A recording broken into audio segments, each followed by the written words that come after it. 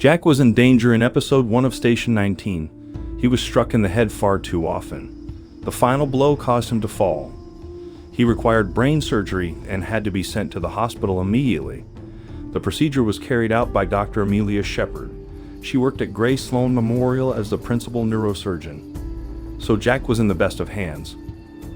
He survived the operation. All they can do is wait and watch if he awakens throughout his recuperation. At a fundraiser, Jack and several attendees were present as the dance floor gave way beneath them. Numerous people lost their lives. Michael Dixon was among them. Although Station 19 detested him, they never wanted him dead, and it's unfortunate that the media now prioritizes him.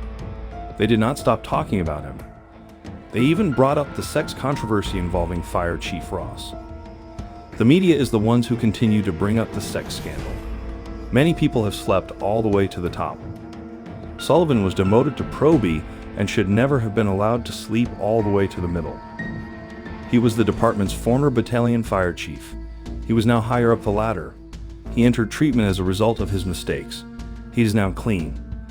That should have been given a little grace period.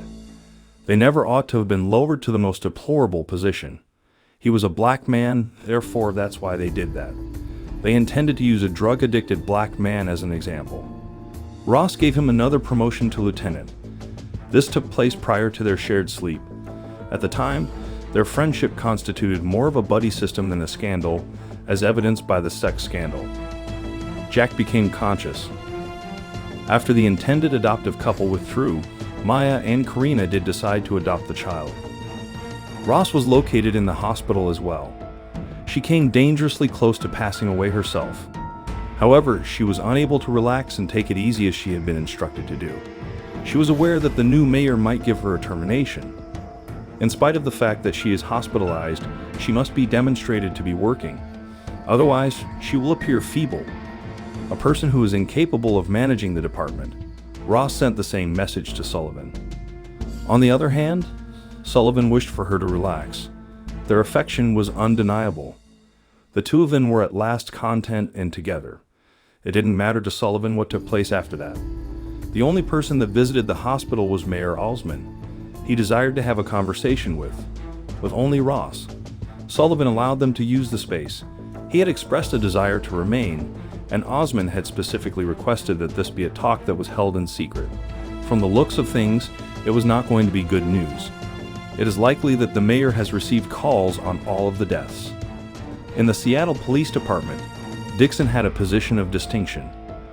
During the time when he was running for mayor, he was also his opponent. Clearly, Osmond needs to give the impression that he is taking the incident seriously. However, nobody has brought up the other victims in this discussion. In the building, there was a pregnant woman who passed away, yet her unborn child was able to survive. Carina's feelings for that infant were profound. We talked about adopting him together, she and Maya.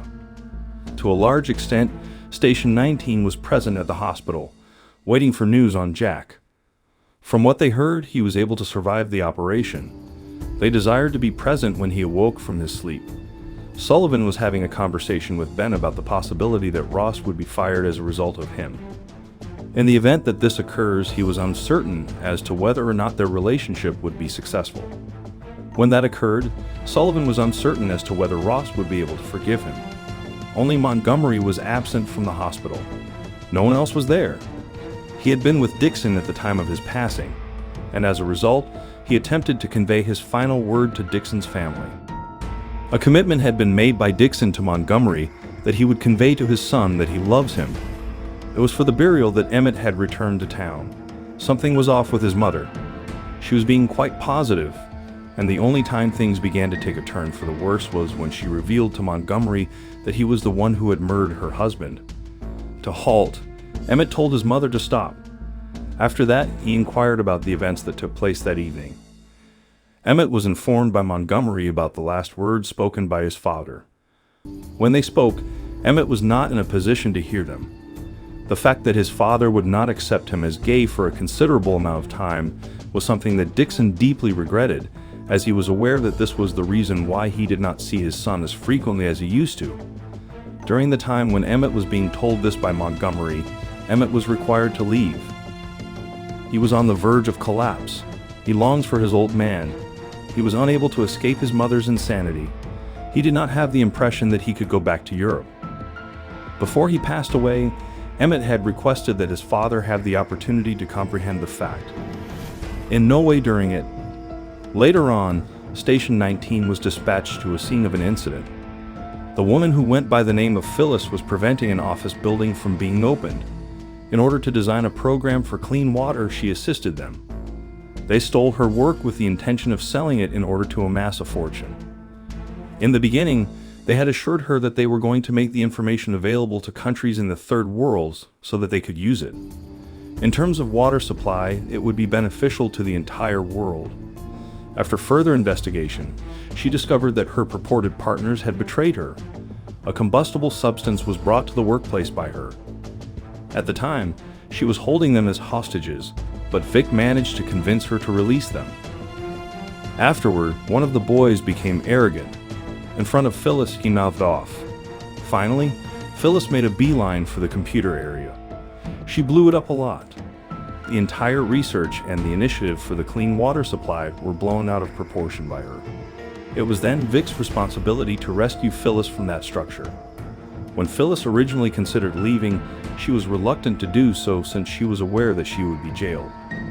Only Vic was able to persuade her that she could continue her work on clean water even when she was incarcerated.